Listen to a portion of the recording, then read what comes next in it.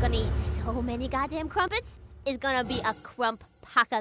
Oh my god, sorry. I just tripped you off. YouTubers attack.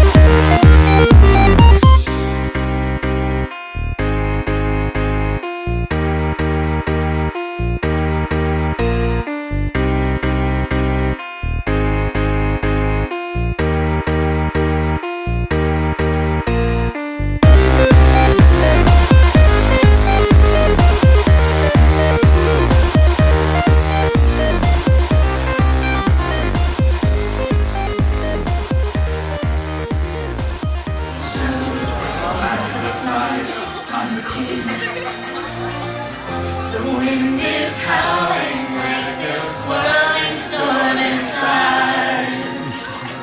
Couldn't keep it in, heaven knows I was trying. Don't let them in, don't let them see.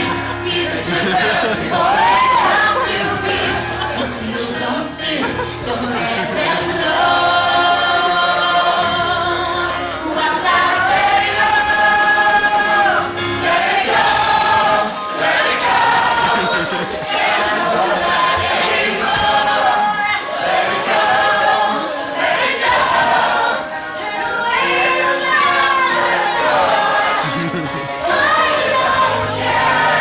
One day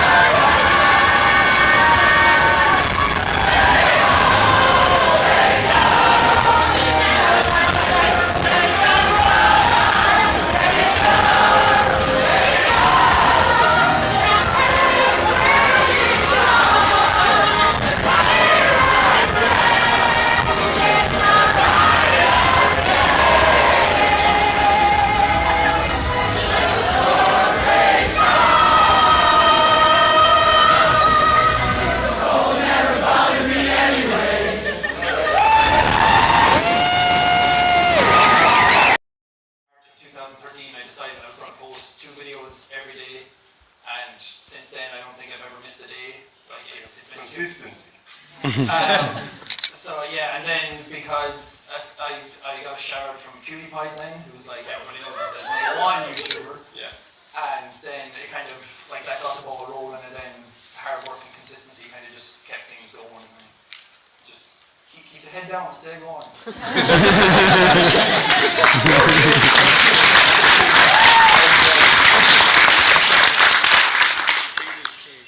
So, a quick question for the gamers. So, just a few years ago, like online gaming was very niche. So, very few people were kind of engaging with the content. Now it's like super popular. It's the most popular content out there on YouTube. Why did you think that changed?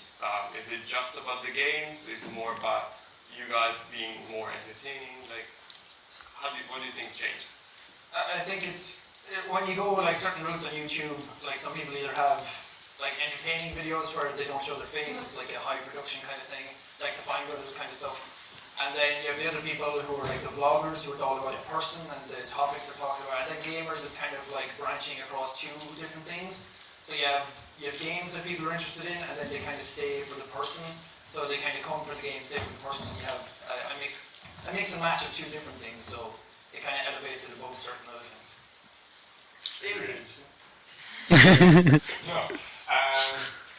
In terms of gaming, I think for gaming people, they're very social. That's why, contrary to the typical belief, they're very social. That's why a lot of people want to see it online, and they want to see like cool things on YouTube as well.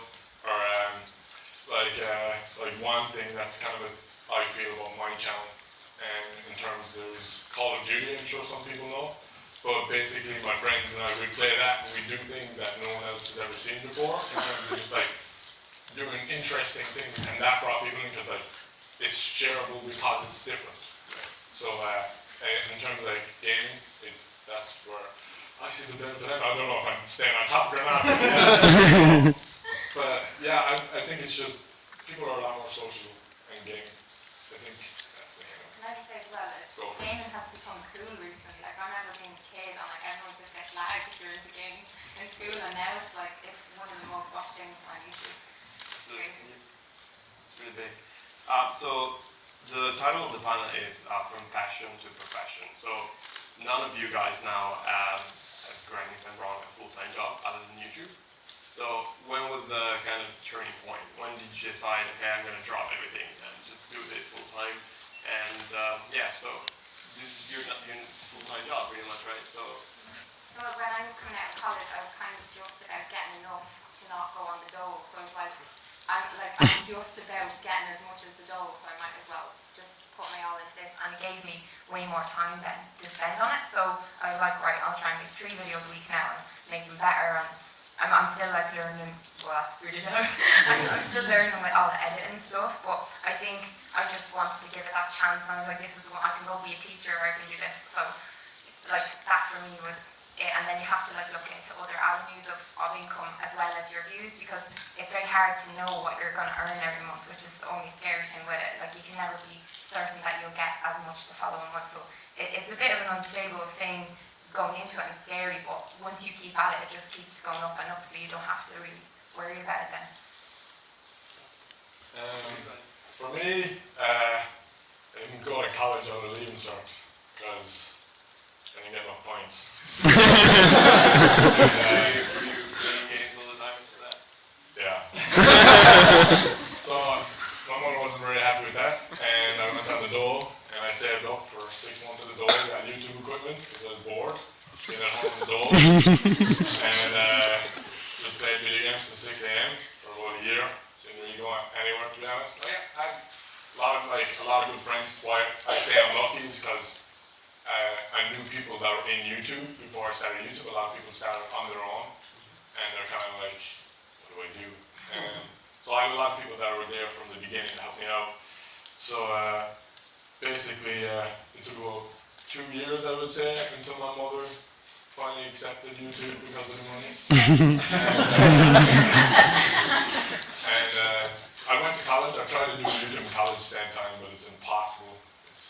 I'm sure. Yeah, I ended up getting my subscribers involved in my thesis because I did this on YouTube as an educational tool because I was like, I want to keep doing it, and I use it as an excuse. So Yeah, you so can get around it, but it's hard if it's yeah, really it's hard. pretty tough, especially since I'm up till 6 a.m. So,